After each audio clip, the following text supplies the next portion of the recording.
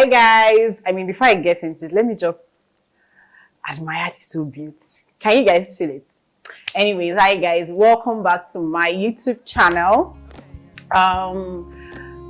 Thank you so much for all the love we received. The comment on our last video was amazing. Thank you so much. You guys really like the intro, and I'm super glad that we could bring something fresh, new, and exciting, to you all the time.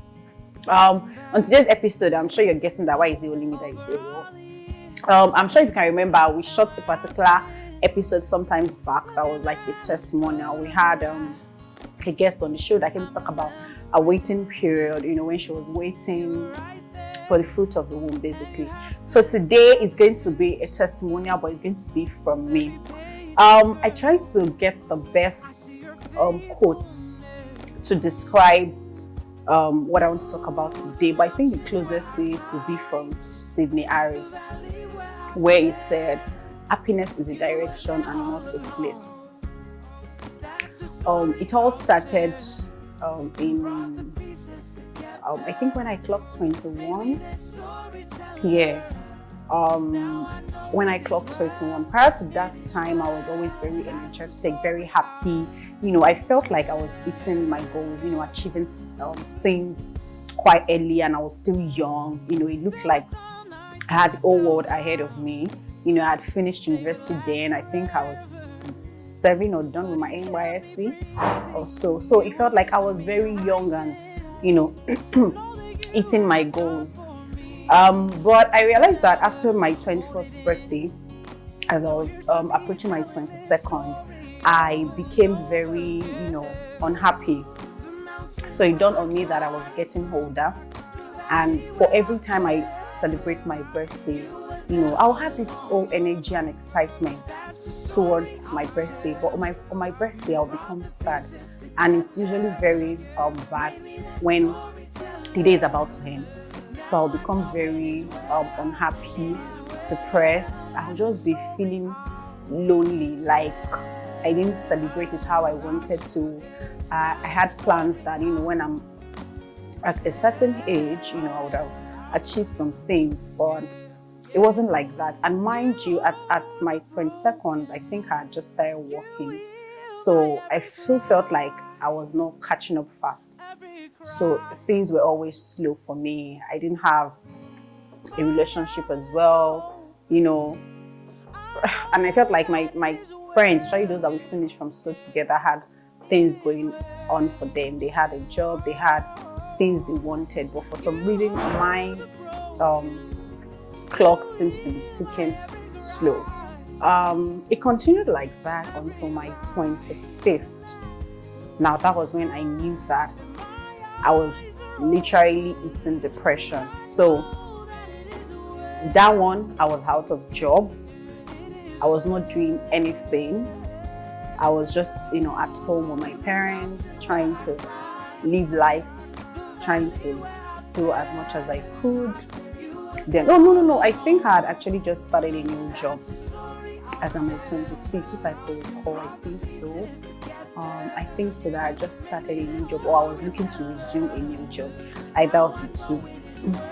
And so, because I remember when I was in uni, I had set my goals that when I clocked 25th, I would, be celebrating it with my husband and at least a child, and also working in a multinational. That has always been my dream, like hitting my goals right. That is what I had always wanted. But when I was at, I clocked 24, I realized that, okay, that was, a far-fetched dream, because 25th was the next year. Yeah. So I changed the goal in my head to, okay, at least in a relationship and get engaged and have a job, of course. But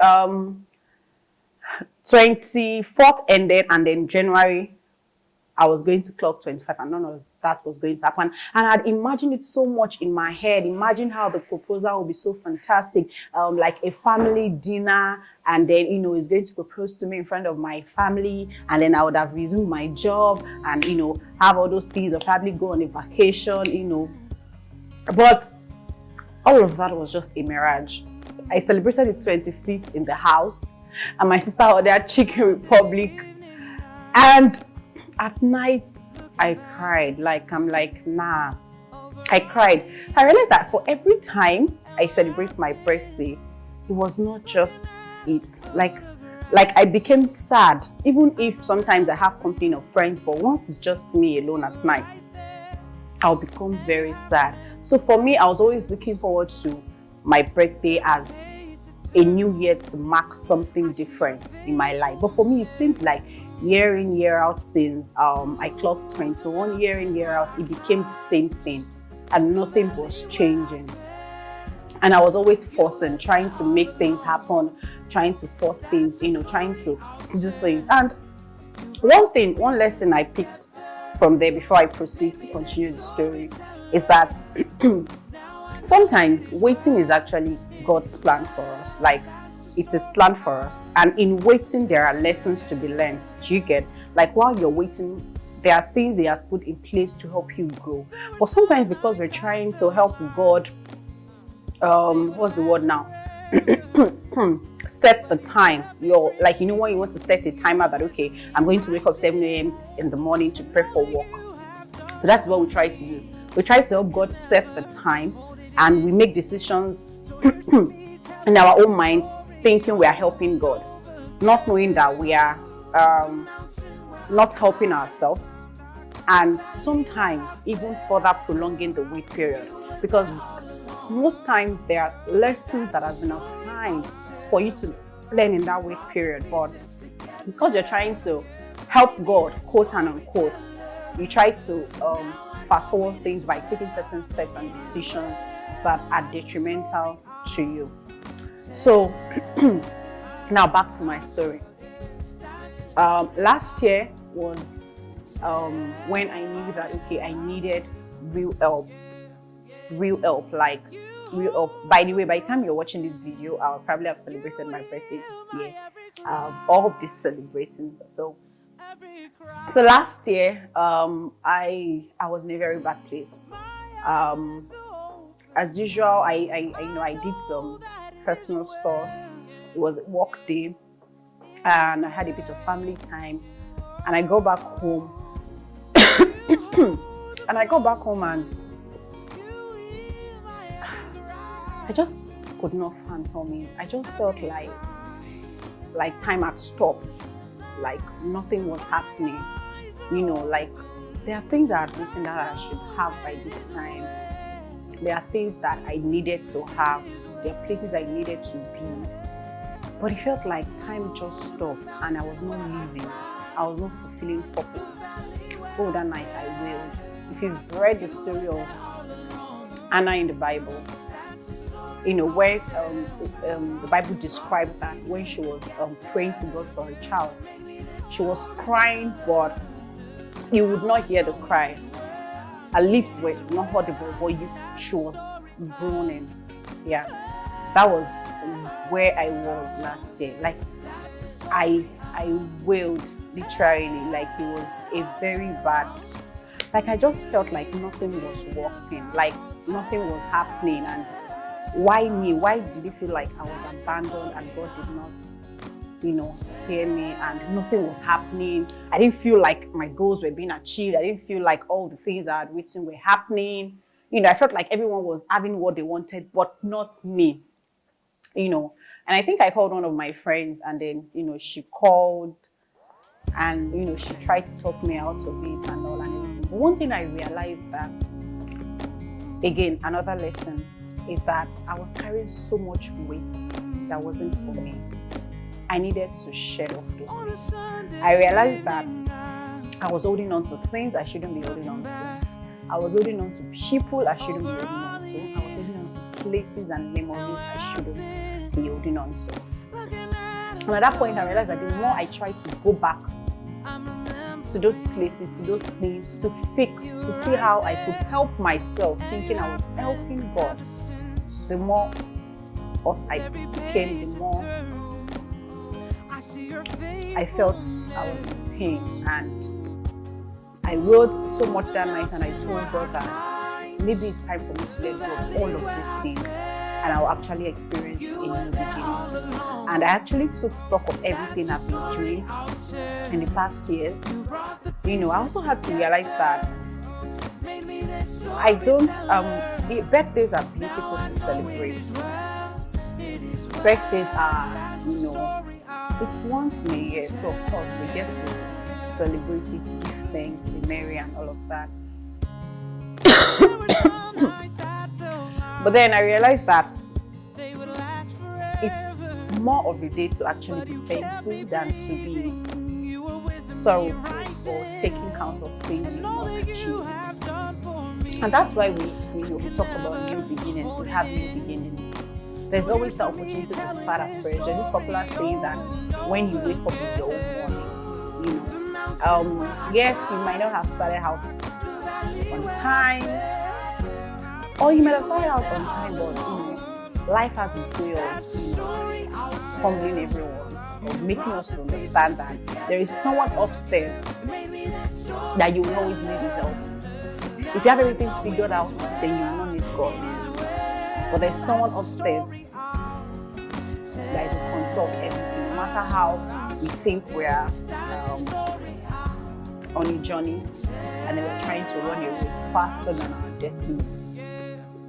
And so, after I was done crying, I had to write down everything that I knew was holding me back. I had to let go of fixing that if it's my birthday, then I must have hit this particular landmark, or trying to imagine how I want things to be done. It's great to daydream, but you need to also understand that some of those things are just imagination. They're just in your imagination. They might not come to pass, and they might, but not in your own timing. And so I had to write all those things that were waiting me, that were pulling me back, and I consciously had to cut them off. It was very painful, it was very difficult. I had to stop certain habits. I had to cut certain things off, behaviors, places, persons, memories. It was a very long journey. And I realized that sometimes you don't know how bad things have gotten, because it's like I said, it started from when I clocked my first when I celebrated my first birthday. Sometimes you don't know how bad these habits have become, or this pain or all that between your age. When you're not older and you realize this is what I've held me captive all these years. I wrote down a goal, and because that goal is not achieved, it's not fulfilled, then life has to stop. Then life has no meaning. That was it for me. I had passed 25. I didn't have my dream job. I wasn't living in my dream house. I didn't have my dream car. I didn't have my dream husband and kids.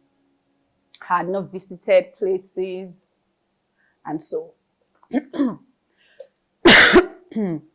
life had no meaning. It made no sense. And I was comparing myself with everyone around me.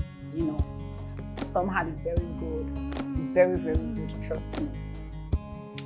Some were doing better. I could have been doing better after we finished same time in school.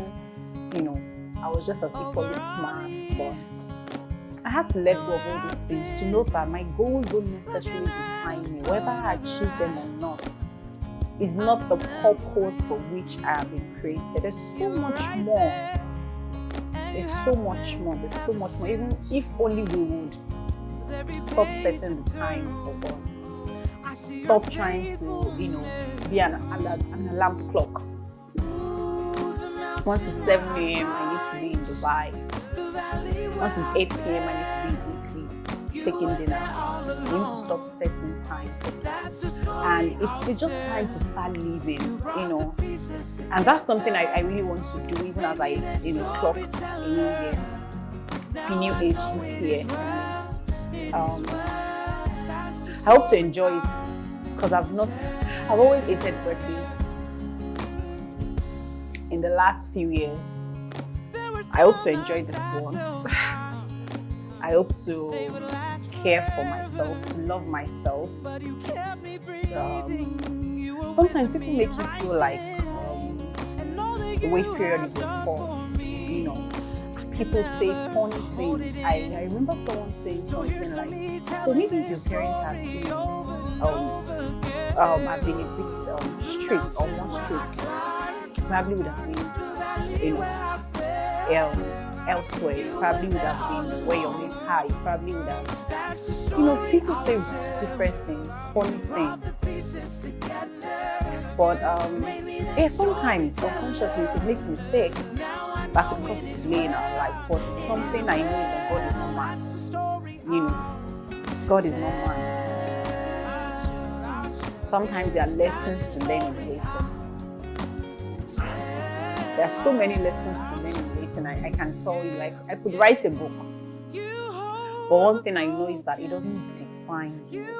Your mistakes, the pains, the bad memories, it doesn't define you. I mean, it doesn't define you really. People will come and go. Things would happen. But then life will stay. So I don't know, I'm not sure, but I just hope that this encourages someone out there. Birthdays are very beautiful, by the way. When you celebrate them, treat yourself. I learned from a friend of mine recently that you could get yourself a gift. It could be an experience, it could be a thing, whatever it is. But don't feel stuck in your goals. If I don't fulfill this goal today, what will happen to me? Will I die? Will the world end? Will I feel miserable? Once you start feeling that way, then it means that your goal has become like a god in your life, which shouldn't be. That I didn't fulfill that goal, that I'm able to achieve it, doesn't make me feel. I'm trying to think of it. Many times those things are external to me. They are not only within your control. There's so many factors that need to be put in place to make that work. So, I hope this is the new beginning for someone. I hope you don't feel stuck like myself, who would cry herself every time she's celebrating her birthday and feel like she had not achieved anything, or she's not where she used to be, or where she's supposed to be. I hope the new year really marks a new beginning for you. And I hope I've not been able to bore you with my story. I try not to. Oh God. Alright, so if you come to the end of today's episode, please like, comment, share, and subscribe. Thank you.